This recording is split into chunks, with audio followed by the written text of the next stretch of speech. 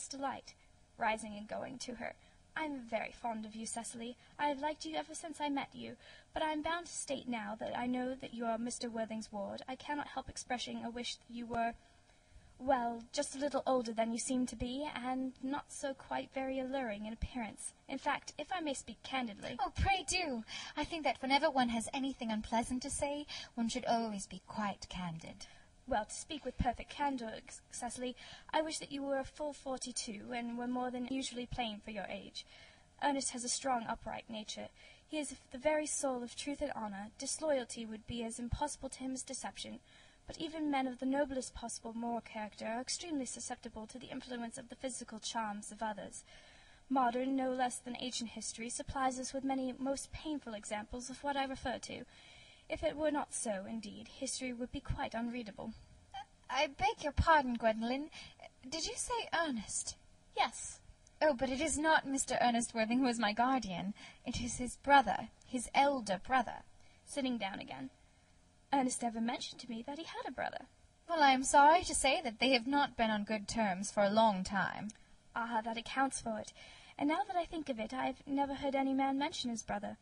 The subject seems distasteful to most men.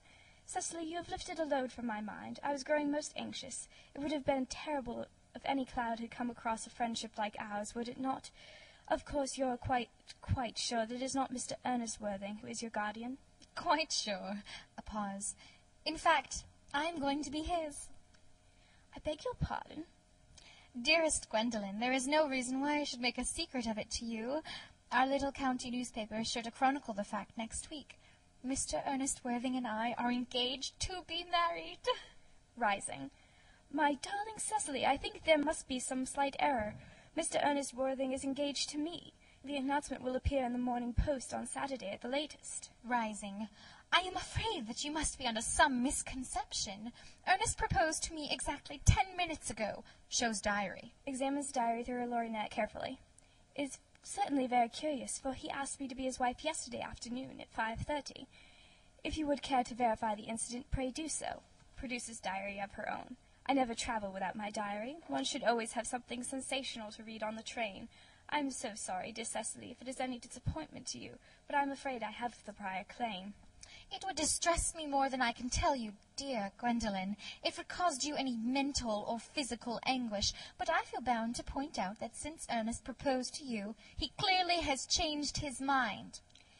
"If the poor fellow has been entrapped into any foolish promise, I shall consider it my duty to rescue him at once with a firm hand."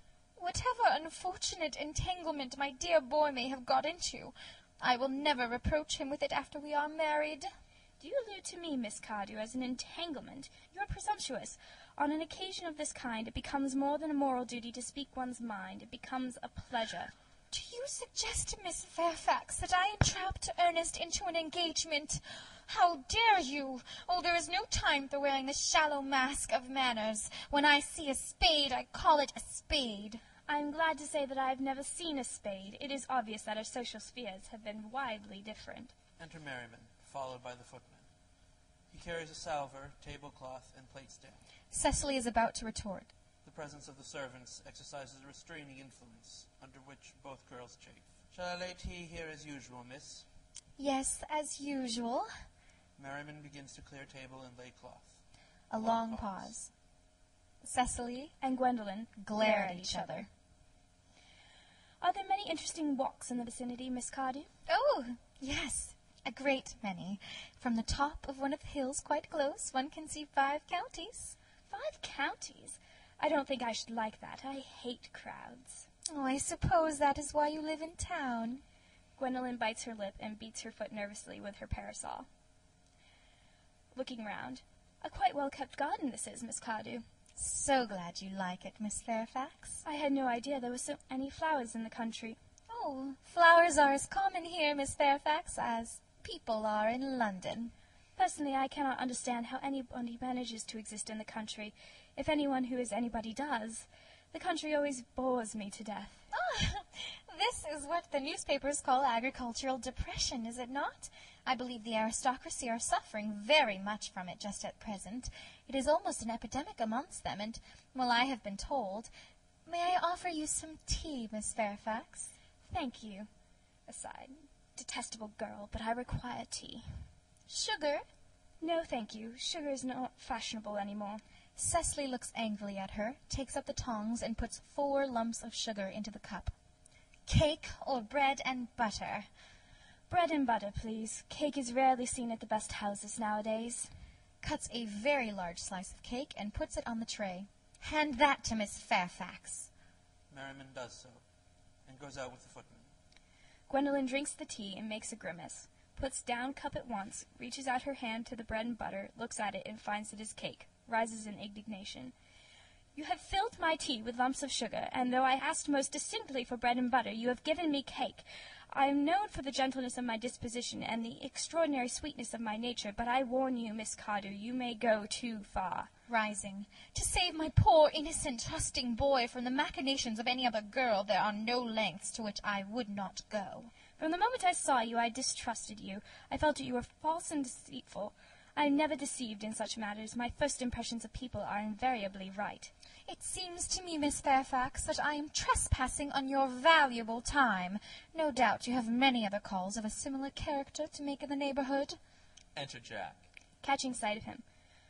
Ernest, my own Ernest. Gwendolen, darling, offers to kiss her. Draws back. A moment. May I ask if you are engaged to be married to this young lady? Points to Cecily.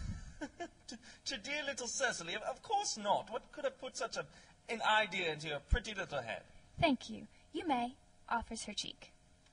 I knew there must be some misunderstanding, Miss Fairfax.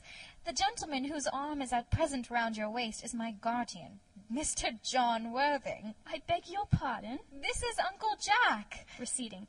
Jack! Oh! Enter Algernon. Here is Ernest. Go straight over to Cecily without noticing anyone else. My own love, offers to kiss her. Drawing back. A moment, Ernest. May I ask you, are you engaged to be married to this young lady? Looking round. To what young lady? Good heavens, Gwendolen! Yes, to good heavens, Gwendolen. I mean, to Gwendolen. Of course not. What could have put such an idea into your pretty little head? Oh, thank you. Presenting her cheek to be kissed. You may. Algernon kisses her. I felt there was some slight error, Miss Cardew. The gentleman who is now embracing you is my cousin, Mr. Algernon Moncrief. Breaking away from Algernon. Algernon Moncrief! Oh! The two girls moved towards each other and put their arms round each other's waists as if for protection. Are you called Algernon? I cannot deny it. Oh! Is your name really John? I could deny it if I liked. I could deny anything if I liked. But my name certainly is John. It's been John for years.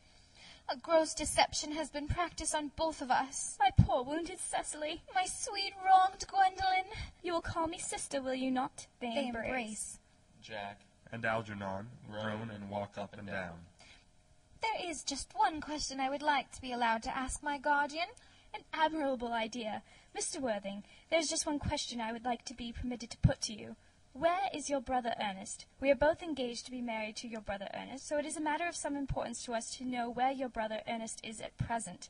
Gwendolen, Cecily, it is very painful for me to be forced to speak the truth. It is the first time in my life that I have ever been reduced to such a painful position, and I am really quite inexperienced in doing anything of the kind. However, I will tell you quite frankly that I have no brother Ernest. I have no brother at all. I never had a brother in my life, and I certainly have not the smallest intention of ever having one in the future. No brother at all? None. Had you never a brother of any kind? Never. Not even of any kind. I'm afraid it is quite clear, Cecily, that neither of us is engaged to be married to anyone. It is not a very pleasant position for a young girl suddenly to find herself in, is it? Let us go into the house. They will hardly venture to come after us there. No, men are so cowardly, aren't they? They retire into the house with scornful looks. This ghastly state of things is what you call bun-burying, I suppose. Yes, and a perfectly wonderful bunbury it is. The most wonderful bunbury I ever had in my life. Well, you've no right whatsoever to bun-bury here. That is absurd. One has a right to bunbury anywhere one chooses. Every serious bunburyist knows that. Serious? Bunburies? Good heavens! Well, one must be serious about something if one wants to have any amusement in life. I happen to be serious about bunburying. What on